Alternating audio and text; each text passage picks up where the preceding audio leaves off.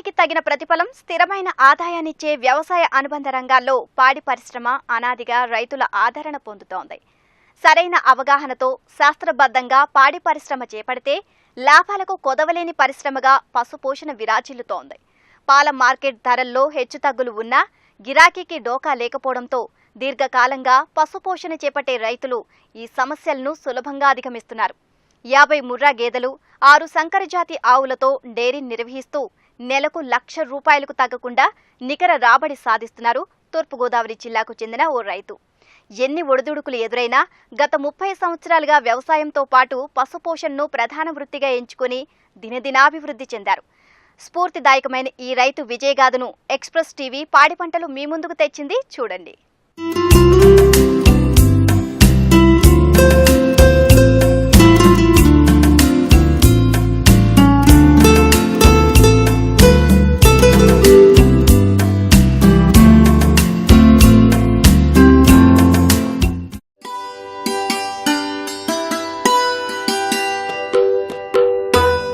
పశుపోషణ అనేది వ్యవసాయంతో పాటు అనాదిగా రైతు జీవన వృత్తిలో భాగం.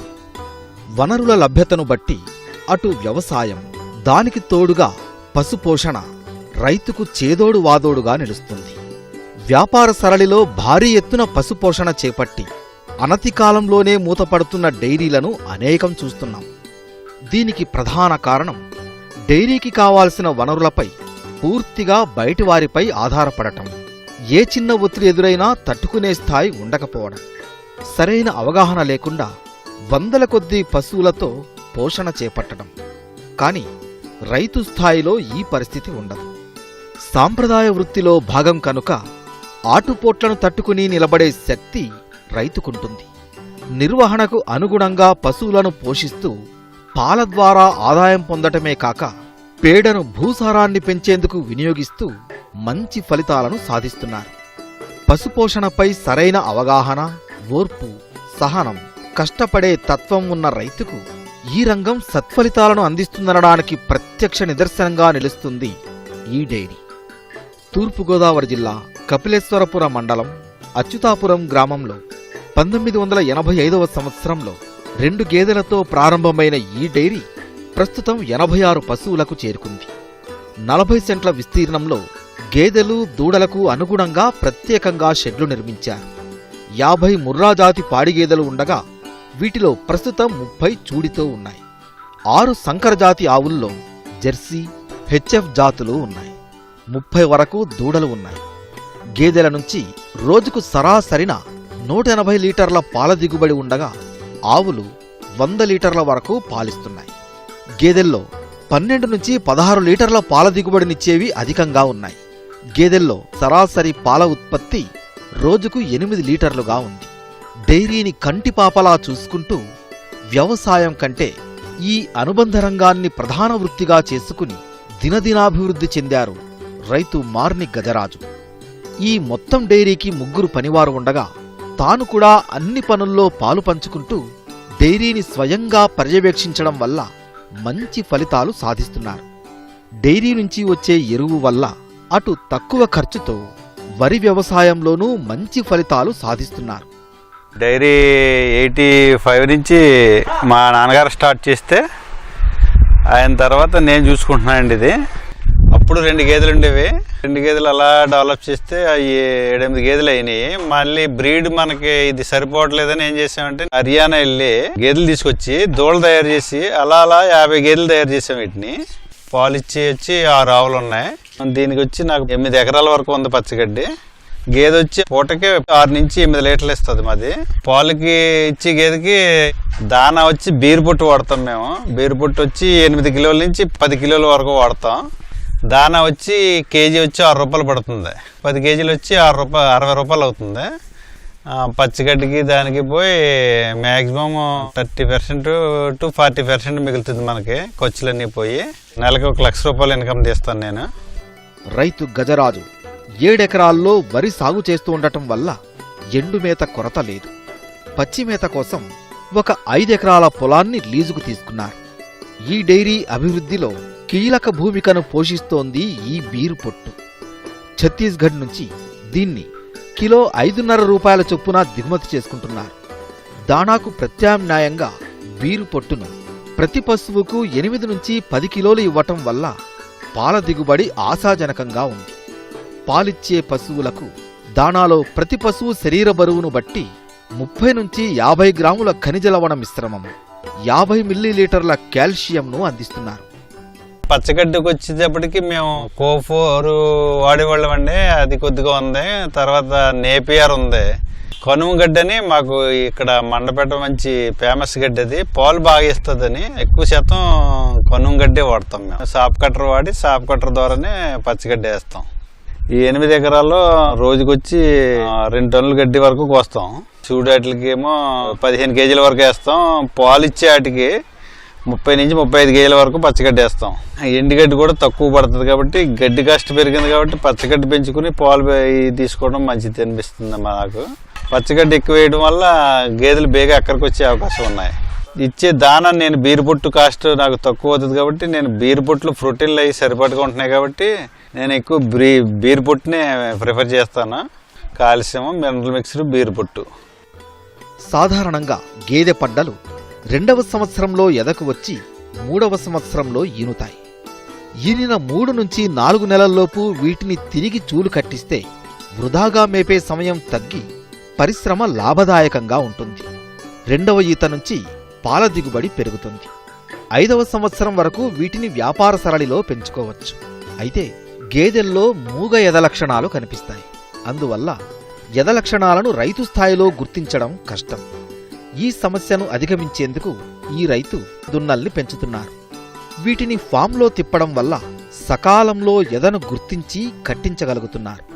పశువుల పోషణ కూడా పునరుత్పత్తిలో భాగం అంటారు.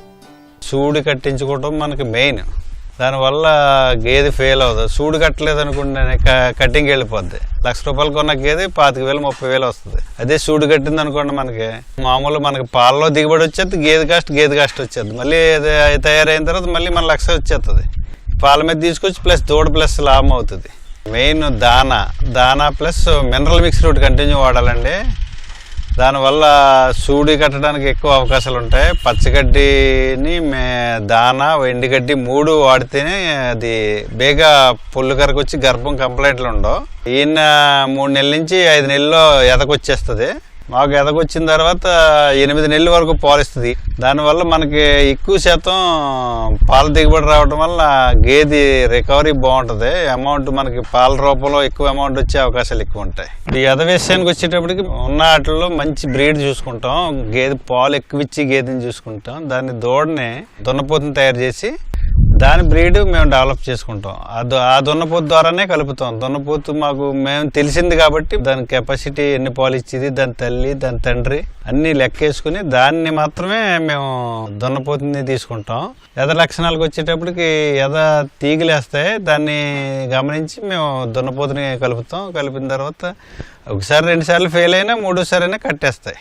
ఉట్టాయిగట్లు కూడా చూడాటలు కూడా మేము అమ్మేయం. తర్వాత వీటినే తయారు చేస్తుంటాం. మాకు 90% సూళ్లు కట్టి అక్కడికి వచ్చేస్తుంటాయి. నేటి లేగదూడలే రేపటి పాడి పశువులు అన్న సూత్రాన్ని ఈ రైతు అక్షరాలా పాటిస్తున్నారు. లేగదూడలను సంవత్సరం తర్వాత వేరే రైతులకు లీజుకిచ్చి అభివృద్ధి చేయటం వల్ల ఈ రైతుకు పాడి పశువుల కొనుగోలు ఖర్చు తగ్గుతోంది. పాల దిగుబడి తగ్గిన నాసి పశువులను తీసివేసి తిరిగి వాటి స్థానంలో కొత్త వాటిని చేర్చడం వల్ల పాల దిగుబడి స్థిరంగా కొనసాగుతుంది. లేగదూడలకు సకాలంలో టీకాలు వేయించడం వల్ల మరణాలు 10% మించడం లేదు. డైరీ అభివృద్ధికి లేగదూడల పెంపకం ఆయువు పట్టు లాంటిదని చెబుతారు గజరాజు. దూడలకి 2 నెలల వరకు రోజుకి ఉదయం లీటర్, సాయంత్రం లీటర్ వదిలేస్తాం. 2 నెలల తర్వాత దానా తింటున్న తర్వాత 1/2 లీటరే వదులుతాం. పొద్దున్నర సాయంత్రం 1/2 అని. అలా 3 నెలలకు మొత్తం క్లోజ్ చేసేస్తాం. దాన్ని బయటికి తీసేస్తాం. 1 ఇయర్ మేపుతాం. 1 ఇయర్ తర్వాత మేము బయటికి లీజుకి ఇచ్చేస్తాం. మనకు తయారు చేసి ఇచ్చేలాగా వాడు సగం మాకు సగం ఇచ్చేలాగా సంవత్సరం దాటిన తర్వాత అది మళ్ళీ తయారు చేసిన తర్వాత మేము రేటు కట్టుకుని శిరసగం తీసుకుంటాం మేము. అది దానివల్ల కూడా మనకి బయటకు వేరే గేదెలు కొనుక్కోవాల్సిన పని ఉండదు కాబట్టి అది మనకి మంచి బెనిఫిట్. షెడ్లను పరిశుభ్రంగా ఉంచడం, కాలానుగుణంగా పశువులకు వచ్చే వ్యాధులకు టీకాలు వేయించడం వల్ల పోషణలో ఈ రైతుకు సమస్యలు తక్కువగా ఉన్నాయి.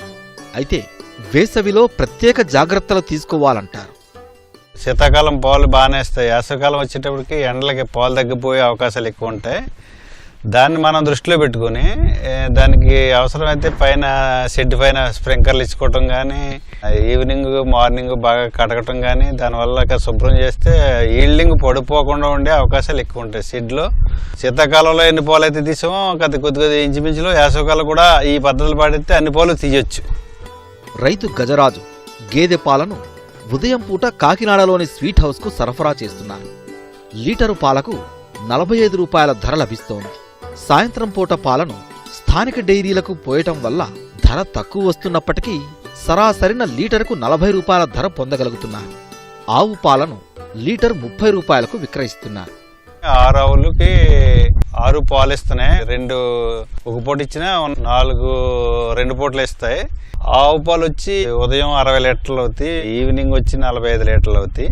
గేదెలు వచ్చి 20 నుంచి 30 ఉంటాయి. ఉదయం వచ్చి 130 లీటర్లు అవుతాయి, సాయంత్రం వచ్చి 50-60 లీటర్లు అవుతాయి.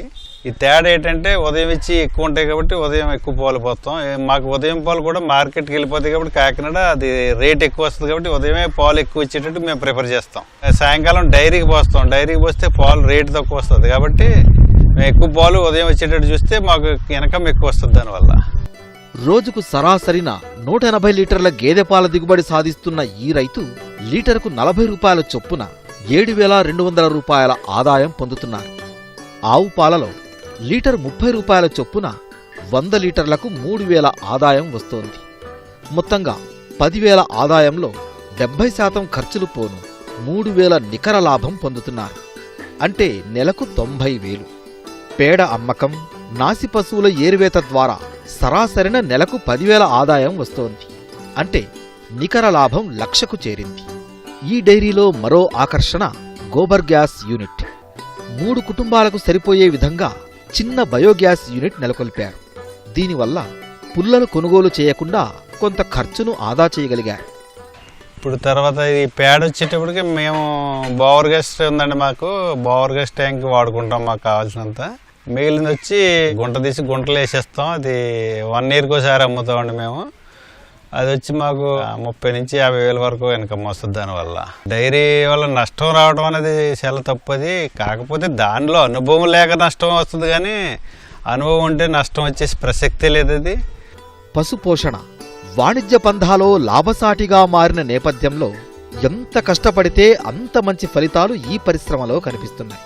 ప్రతి వారికి పాలు నిత్యావసరం కనుక వ్యాపార దృష్టితో పాలను స్వంతంగా మార్కెట్ చేసుకోగలిగితే ఇక వెనుదిరిగి చూసే అవసరం ఉండదు. నిత్యం ఆదాయం లభిస్తుంది కనుక పెట్టుబడి కోసం వెతుక్కోవాల్సిన పని ఉండదు. అంతేకాదు, పాడి పరిశ్రమ ఉన్న వ్యవసాయం సిరుల సౌభాగ్యానికి నిదర్శనం. ఇందుకు గజరాజు ప్రత్యక్ష ఉదాహరణ కదూ.